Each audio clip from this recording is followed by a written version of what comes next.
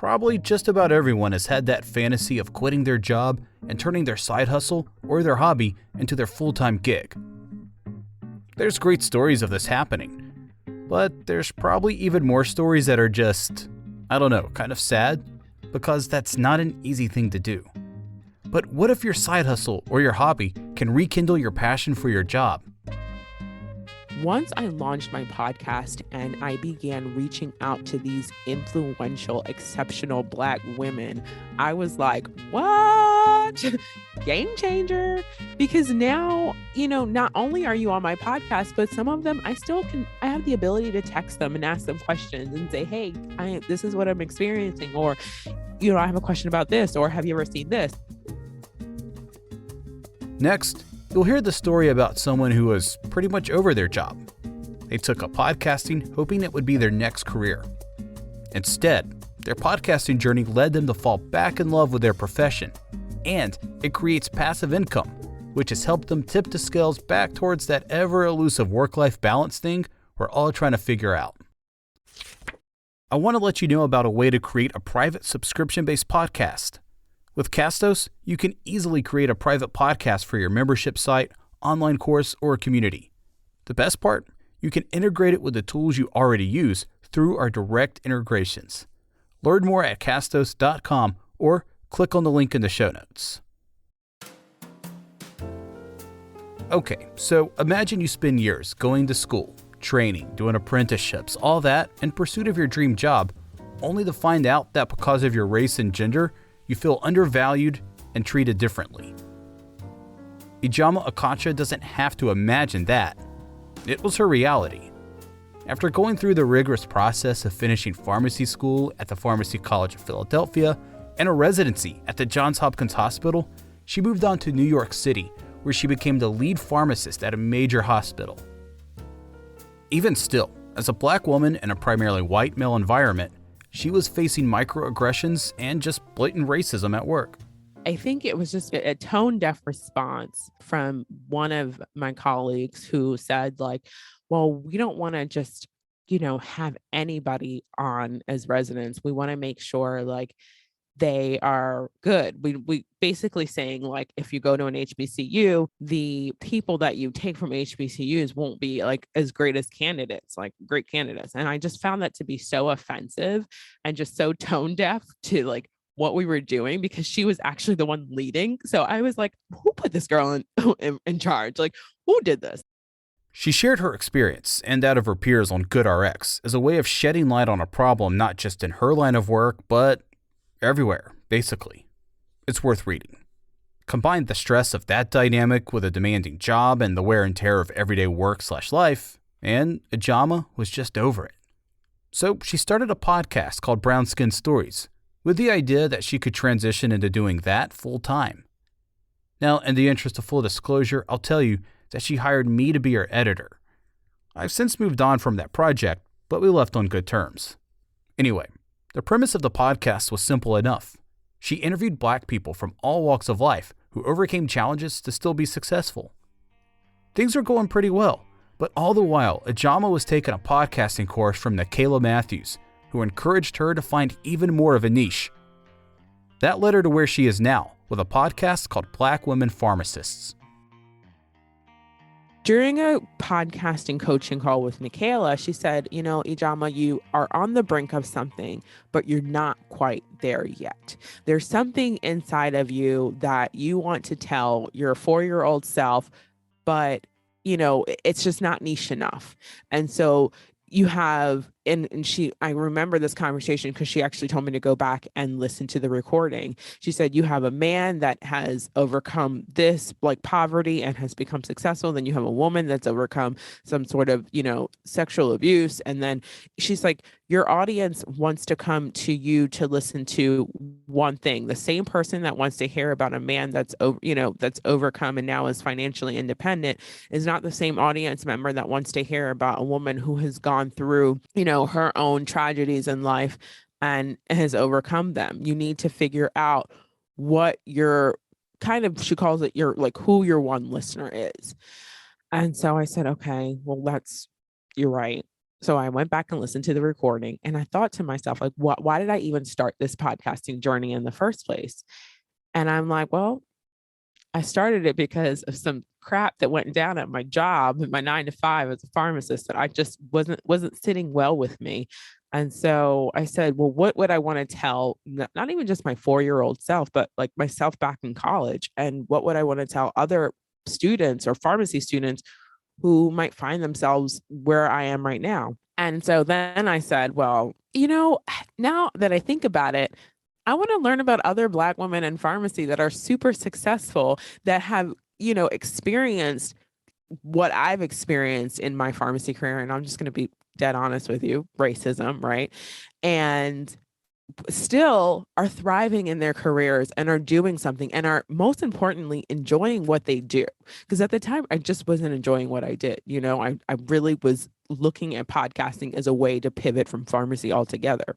Lo and behold, it actually brought me closer. So that's when I came up with the idea of Brown Skin Stories representing women pharmacists. And then, it took some time in rebranding, because then she said to me, like, that's a good, at least, your people know who you are now. But I also just wanted it to be more direct, like representing women pharmacists. I think I was afraid to pivot from the Brown Skin Stories because I had a logo and I didn't want to really change much. I just wanted to like change the actual, like what the name was of the podcast. But it took me some time, rebranded it. I work with Taryn, the website manager. And so I said, this is the date. We're going for Black women pharmacists. It's simple. It's direct. I changed my Instagram handle and we just went from there. Hey guys, you're listening to Black Woman Pharmacist, the only podcast that will give you a firsthand experience into the life of a Black woman pharmacist. I'm your host, fellow pharmacist Ijama, and I want you to tune in to learn about the various career paths available to you after graduating from a school of pharmacy, and learn all the steps you need to take to land a pharmacy job that's right for you. Let's get started.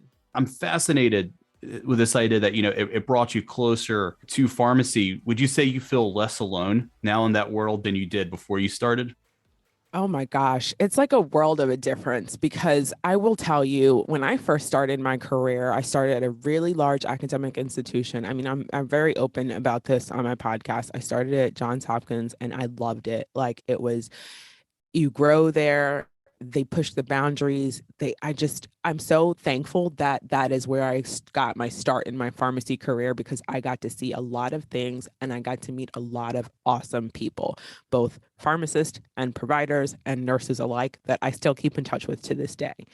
When I moved to the Big Apple, people are different. And the experience was different. And there were still some positive things that I took from it, especially because obviously I have a podcast now because of it. But it was just, it was a change of pace. It was a different environment altogether. And I just didn't feel as supported. Once I launched my podcast and I began reaching out to these influential, exceptional Black women, I was like, what? Game changer.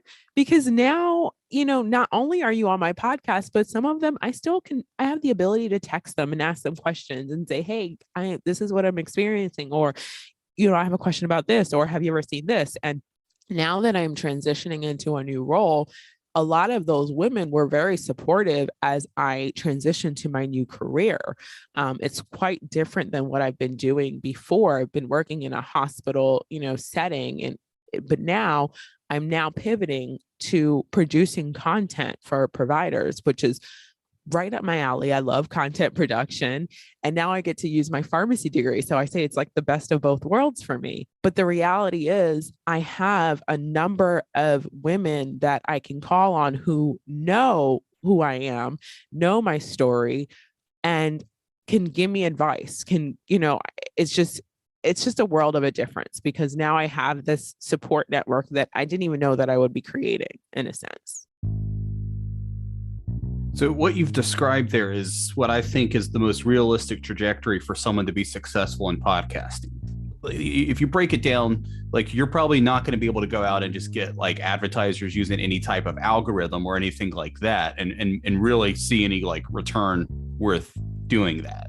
Now, what you did describe, however, the fact that you've actually pivoted within pharmacy now to be able to create content for providers, you made a job for yourself. You made a job for yourself through your podcast. First of all, it's just unique. Second of all, I think it's a good example of how you can find value without getting ad revenue. Would you agree with that?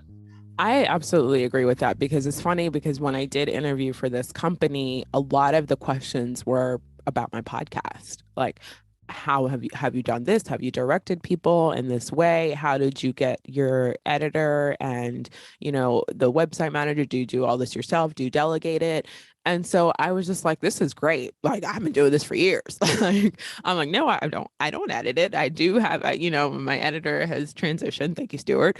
And I got a new one, but it's great to have an employer be excited about what I'm excited about and what I'm passionate about and what I'm already doing, and use that as kind of the gateway to give me a new opportunity that really works for my life. So I'm just thankful. I'm thankful for my journey. I'm thankful that, I'm able to do this, because it's not lost on me that in order to produce content like this, or in order to be a podcaster and a successful one, you do have to have some sort of financial backing to make it successful. Because I did not do this on my own. There was no way I could have done it on my own. I tried to do things on my own. Initially, I tried to edit episodes on my own. I quickly found that this is not going to work. And thank God that I learned that quickly. I tried to do my website on my own. And after hours and hours of creating something that looked subpar, I said, this ain't going to work either. So I'm just thankful that I had the opportunity to do this. So the transition to podcasting full time didn't quite happen. But what Ijama got was actually even better. Her podcast created an opportunity to move on to a better job in an industry she'd spent years investing her time and energy in. Plus, Black women pharmacists ostensibly created opportunities for passive income, which, as it turns out, can be useful, especially when life happens.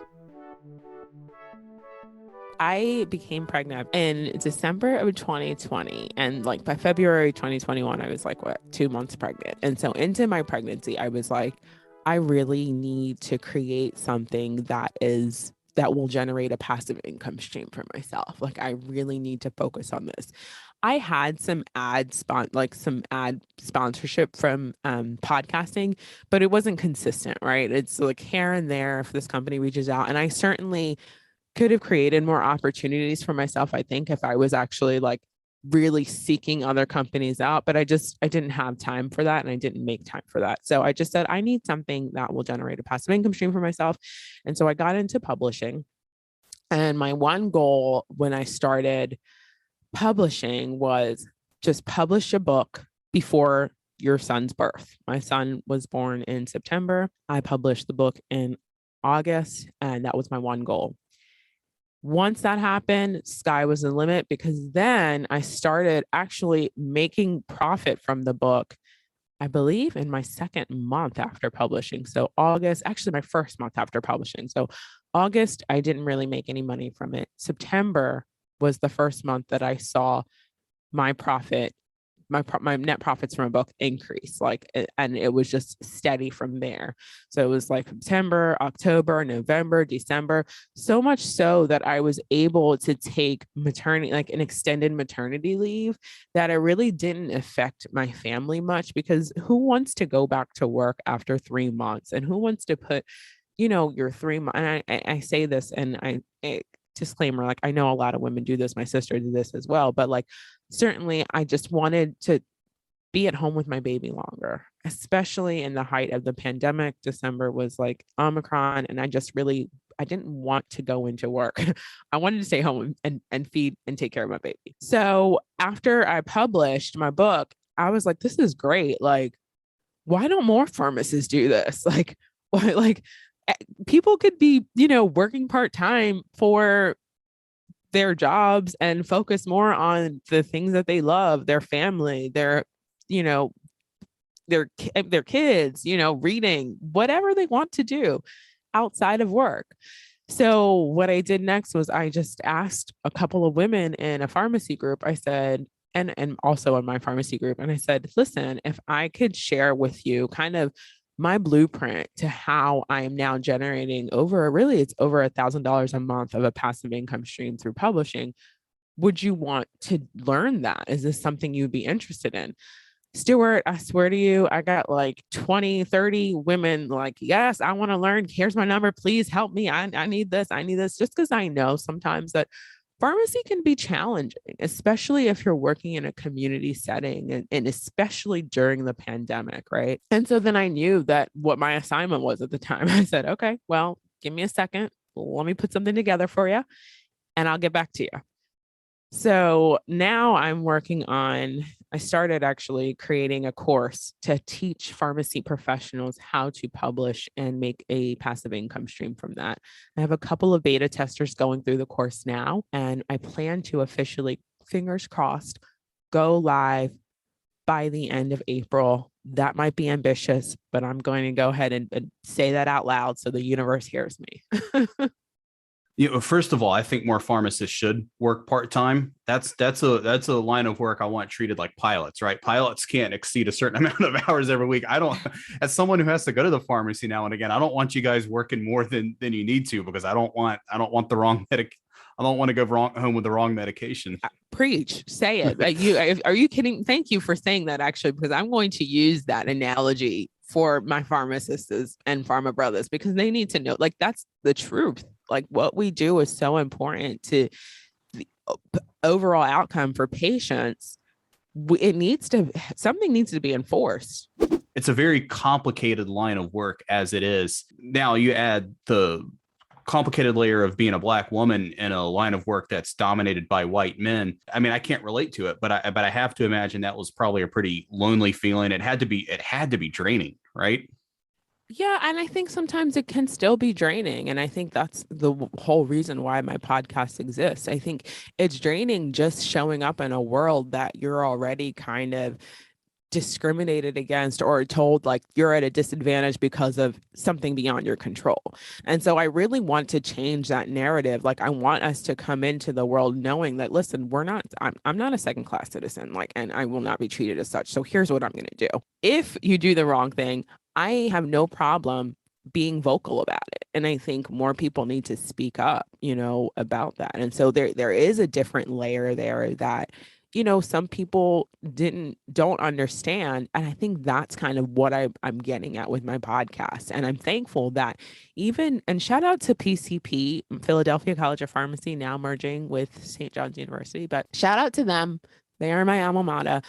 They actually have had me come in and speak to their students and speak to their Rokai Society just to highlight what I'm doing with my podcast. And there are other schools too that have made my podcast part of their curriculum, which is so awesome, because I never would have thought that. Like, I never would have imagined like that would be something like a school is telling their students, like, by the way, your assignment is to listen to one episode of this podcast. It's amazing. So absolutely, there's a different layer there. And I want people to, while you might not be able to, you're not going to experience it firsthand if you're not a Black woman, at the very least, you can have an understanding of what it is that we are discussing and are going through, and come to the table and be an ally and be an advocate and be a sponsor for a Black woman. That is my goal at the end of the day, because that's what I felt like I was lacking. And had I had that experience go differently, maybe I wouldn't have had the podcast today, because I just wouldn't have seen a need to have to share my story. So I say, yeah, like, take some time, listen to the podcast, and really understand the other side of the story.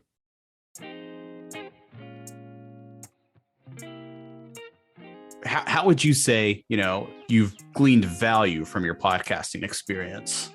Oh, wow. In so many different ways.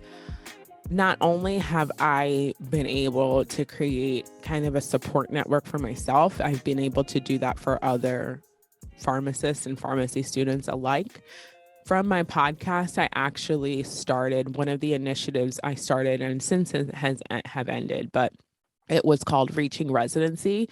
It was a program to increase the percentage of Black residents within institutions of pharmacy. So pharmacists, you have the option to pursue a pharmacy residency when you get out of school or start working in different settings. Residents, once you graduate from residency, you are, I don't want to say a shoo-in, but you gain valuable leadership skills that will help you kind of expedite your professional career to the next level quickly. Or, yeah, just expedite. And so I noted that really in my organization, there wasn't many Black pharmacy residents. And I know at the time during, one of the meetings within the organization I was working for, I was in a meeting and there was a young lady who, we were trying to see how do we get more Black applicants for our residency program. And something as simple as, well, have we reached out to the HBCUs? Like how many, like what is the percentage? This is like my question basically. Like what percentage of HBCUs like are we looking at? Are we like going to? Are we taking residencies from, like residents from? And I think it was just very a tone deaf response at the time from one of my colleagues who said like, well, we don't want to just, have anybody on as residents. We want to make sure like they're like good. We basically saying like, if you go to an HBCU, the people that you take from HBCUs won't be like as great as candidates, like great candidates. And I just found that to be so offensive and just so tone deaf to like what we were doing, because she was actually the one leading. So I was like, who put this girl in charge? Like, who did this? So what I did was, and then one of the biggest oversights they had was we had one Black pharmacy resident at the time, and she wasn't even a part of these meetings. And so I was like, what is going on here? Like, am I missing something? So I reached out to the Black pharmacy resident. I said, hey, do you have a minute to talk? Like, this is going on. Like, did you hear about it? Like, what? I would love your input. And so I said, have you heard about these series? Like, what's going on? And she said, I heard about it, but they really just talked about it to me in passing.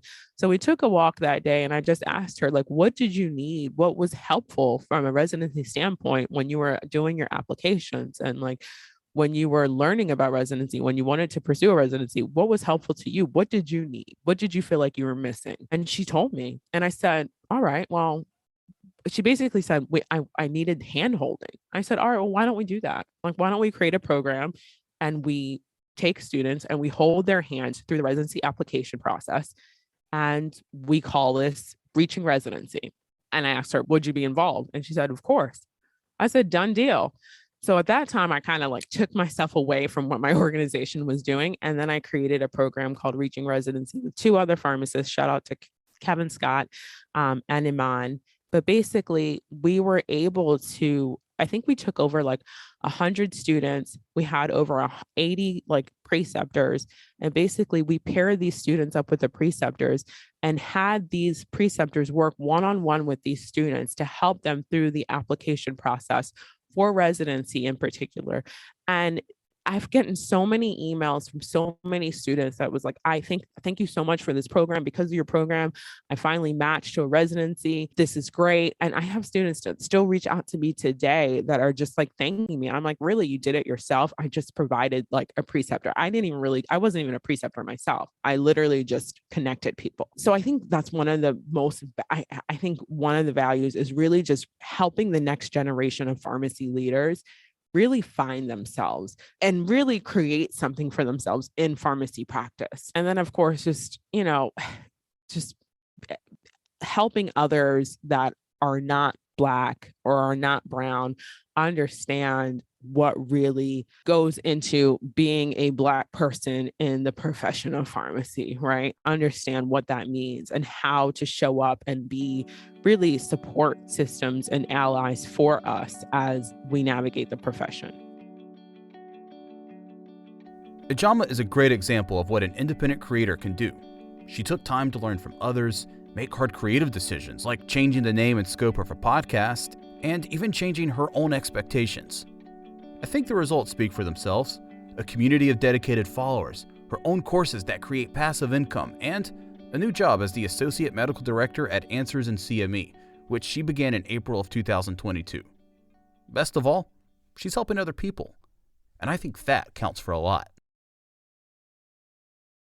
Hey there, listener, it's Matt. Before you go, I want to offer you, the aspiring podcaster, 2 special items. Number 1, if you haven't started a podcast yet, or you want to find a better podcast hosting company, start here at Castos. Use our coupon code, AUDIENCE20, that's AUDIENCE20, when you sign up for a new account at Castos.com. Start a podcast like the one you just heard, or about gluten-free muffins, whatever it is, will help you get your podcast out into the world. Number 2, did you know that our academy is free? Enroll today for free at academy.castos.com. Get access to our courses, videos, and templates, all for free. Thanks for listening to the Audience Podcast today. We hope we're helping you become a better podcaster. All that's left for you to do is share this episode on social media. Bye for now.